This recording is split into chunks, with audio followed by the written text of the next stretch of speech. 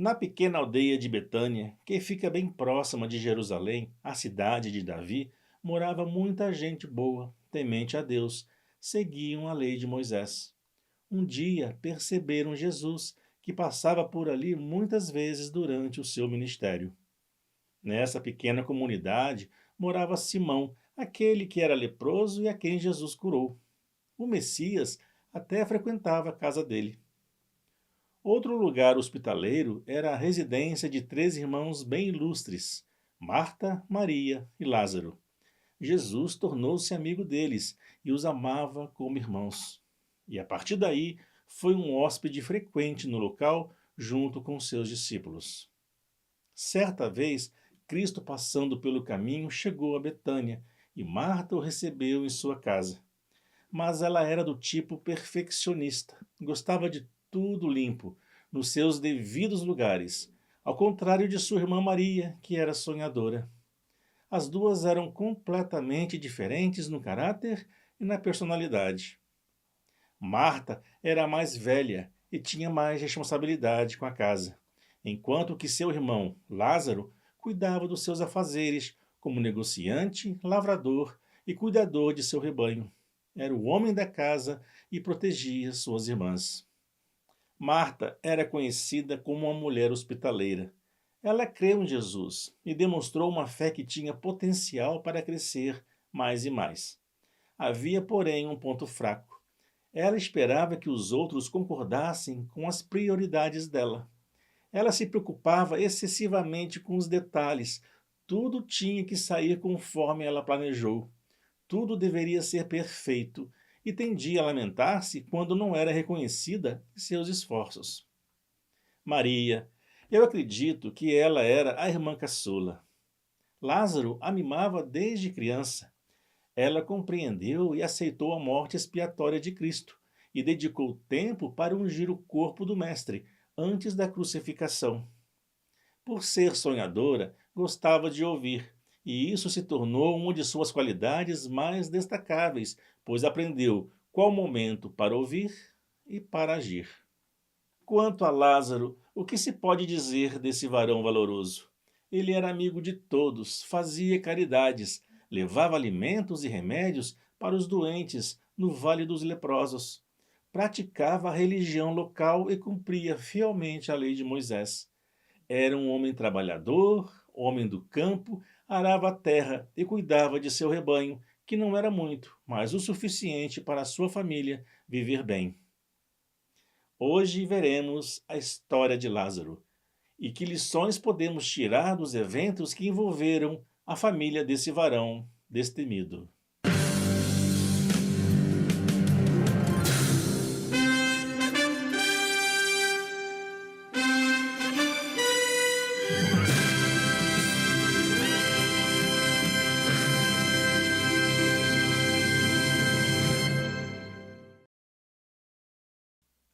Novamente aqui com vocês, estimados irmãos e amigos, e juntos vamos seguir para mais um vídeo. Espero que seja edificante, tanto para mim quanto para vocês. Deixem seus comentários e vamos compartilhar conhecimentos com todo respeito e consideração. Se for a sua primeira vez aqui, peço que assista o conteúdo e, se achar que tem qualidade, engaje no canal e torne-se um colaborador junto comigo.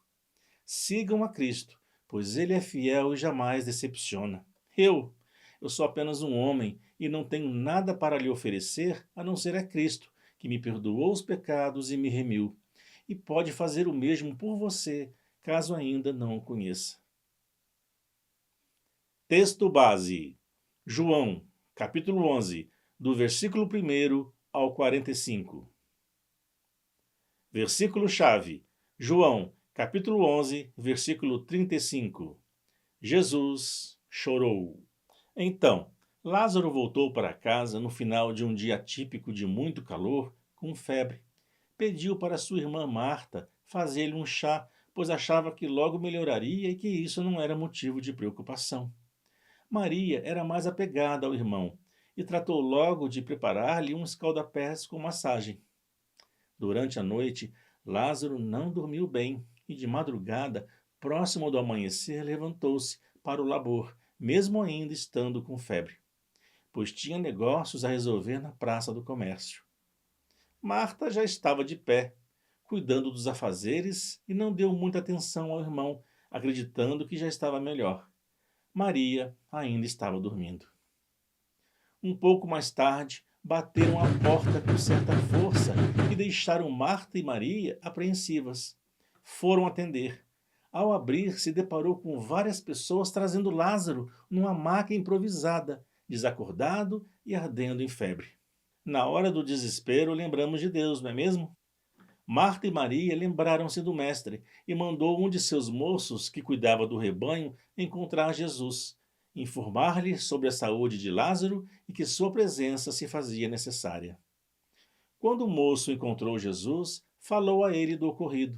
No entanto, permaneceu no local onde estava por mais 2 dias.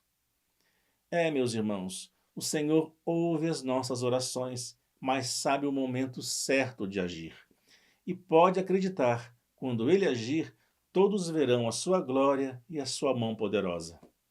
A fé exige paciência. Não esmoreça e fique firme no seu propósito. Persevere em oração. As pessoas ainda dirão: o Senhor o abandonou. Ele não se importa com você. Você está em pecado, por isso ele não fez nada. Pode ser que muitas outras acusações surjam, mas fique firme no Senhor e não dê ouvidos a elas. Deus estará provando a sua fé. No versículo 4, constatamos que há enfermidade que não é para a morte, mas para que Deus seja glorificado por ela. Nosso grande Deus jamais curará alguém em segredo. A cura ocorre para que seu nome seja glorificado e os homens o temam. Há também enfermidade que não é para ser curada, para que o poder de Deus se aperfeiçoe na vida do cristão, como foi o caso do apóstolo Paulo, a quem Jesus disse: a minha graça te basta, porque o meu poder se aperfeiçoa na fraqueza.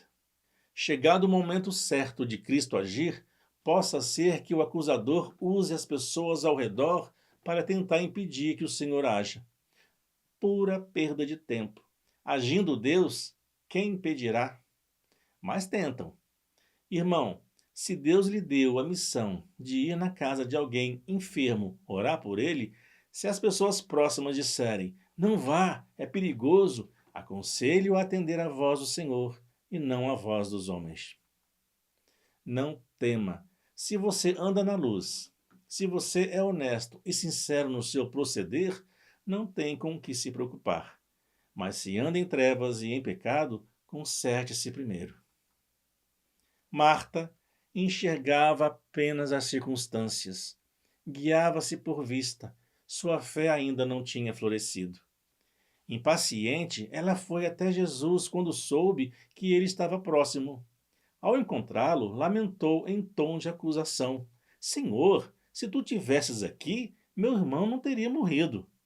E ainda quis induzir o mestre: mas também agora sei que tudo quanto pedires a Deus, Deus te concederá.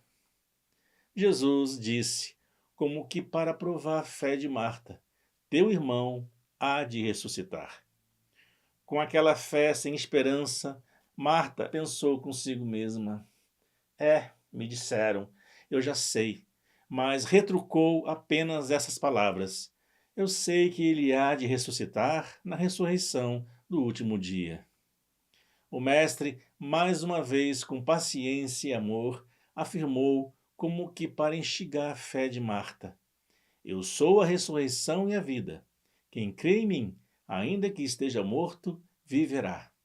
E todo aquele que vive e crê em mim nunca morrerá. Tu crês nisto? Muito triste e ansiosa, Marta se deixou levar pelas circunstâncias e não percebeu essa maravilhosa declaração de Jesus. Apenas respondeu com um tom impaciente: sim, sim, sim, Senhor. Creio que tu és o Cristo, o Filho de Deus, que há de vir ao mundo. Será que não passou pela cabeça dela o seguinte pensamento: mas se você tivesse aqui, meu irmão estaria vivo. Agora não adianta mais. Marta voltou para casa e foi até Maria, e talvez tenha dito à irmã: Não quero mais, não aguento. Dá atenção para o mestre, que já está quase chegando e ele quer falar com você. Que lição podemos tirar desse diálogo entre Jesus e Marta? Eu creio que nunca devemos nos dirigir a Deus com acusações, mágoas ou revoltas, só porque Ele não ajuda da forma como nós esperávamos. O cristão submete-se ao seu Senhor e não pode exigir nada. Tudo quanto temos, os dons, inclusive a salvação, é pela graça do Senhor. E qual a sua opinião? Deixe nos comentários e compartilhe conosco. Curiosidades. Betânia era um local estratégico para Jesus. Ficava perto de Jerusalém e perto do Monte das Oliveiras. Por suas itinerâncias em seu ministério, essa aldeia era, eu diria, passagem obrigatória para ele. Nessa pequena vila da Judéia, encontrava abrigo na casa de Lázaro e suas irmãs, a quem amava com amor fraternal. Ah, você sabia que Jesus foi elevado aos céus após a sua ressurreição em Betânia? A maneira como Maria se aproximou de Jesus foi totalmente diferente da forma como Marta o fez. Tendo, pois, Maria chegado aonde Jesus estava, vendo-o, lançou-se aos seus pés, dizendo: Senhor, se tu estivesses aqui, meu irmão não teria morrido. O tom da voz de Maria não foi de acusação, mas de humildade e lamentação. Jesus, vendo o pranto ao seu redor, pela morte de seu grande amigo, comoveu-se muito e chorou. Caro visitante, se não aceitou a Cristo ainda, saiba que o Senhor deseja salvá-lo e fica triste quando alguém o despreza e se comove. Porém, ele respeita sua livre escolha, mesmo que ela o leve ao sepulcro e à segunda morte, que é a separação total de Deus. Retirem a pedra.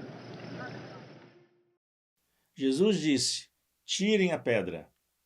E disse mais uma vez após Lázaro reviver: Tirem a mortalha dele e deixe-o ir. O que nós podemos fazer com nossas forças, façamos, pois o possível é nosso. Deus faz o impossível, enquanto nós, o possível. Lázaro, levante-se.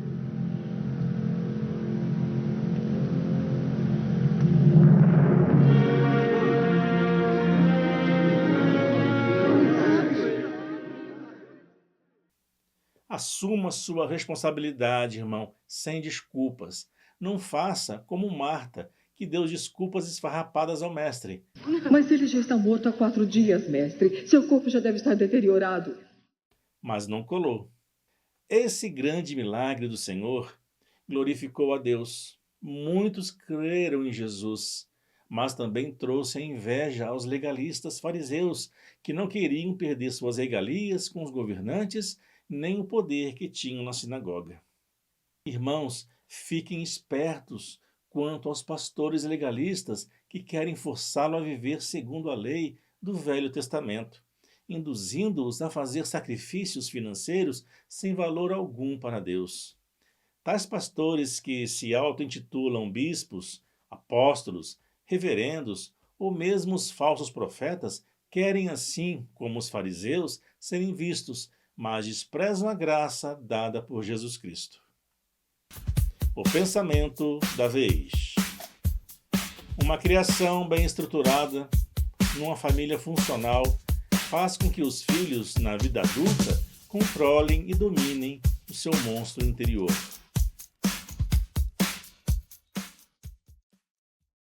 E aí, gostaram? Se sim, curtam este vídeo na plataforma YouTube e o compartilhem com seus familiares e amigos. Comentem. Deixe sua opinião a respeito do assunto para que troquemos conhecimentos. Se quiserem saber quando haverá vídeos novos, ative o sino das novidades.